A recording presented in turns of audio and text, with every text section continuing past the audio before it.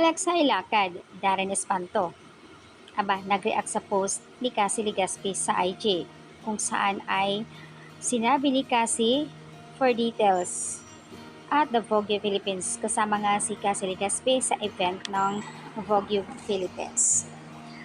Iba-ibang reaksyon ng mga fans dito at ang ganda ng conversation ni Alexa and Darren Espanto at ibang mga netizens.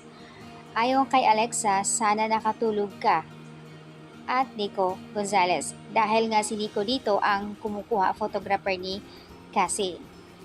Ayon naman kay Darren, at dahil dito sa post, comment ni Darren Espanto, aba daming nag-react dito ng mga Catherine. Kinilig ang iba. For the way talaga. Ngayon, haha. Faster na Darren. Nako, Nax naman, napapaway talaga ang binata namin. So, ayan po. Oo nga, binagulat ako sa reaction ni Darren. Siyempre, yon lang yung sinabi niya na pero hindi natin alam sa mga private message nila. I'm sure na i-appreciate yon.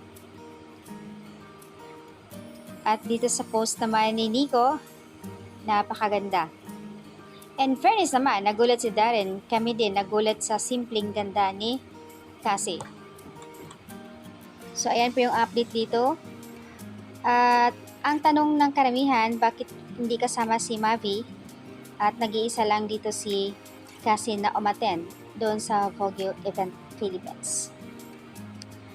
Nang nakakatuwa lang dito yung mga fans ng Catherine dahil talagang hindi na sila nagpatinag doon sa comment ni Alexa and Darren. Kaya naman sinundan kaagad nila ng comment at kinilig ang iba doon sa post niya. In fairness naman kay Cassie, napakaganda at sinasabi nila na pumapayat na nga si Cassie. Kung mapapansin niyo po na minsan nag-post si Cassie sa IG niya, nag-workout talaga siya. Plus busy pa siya sa kanyang araw-araw, mayroon siyang 8 Bulaga host at mayroon pang mga ibang ganap. Kaya siguro talagang pag busy ang tao, andoon yung tapos nag-workout pa. Yun impact sa katawan niya na pumayat talaga siya. Mas lalong gumaganda si Cassie.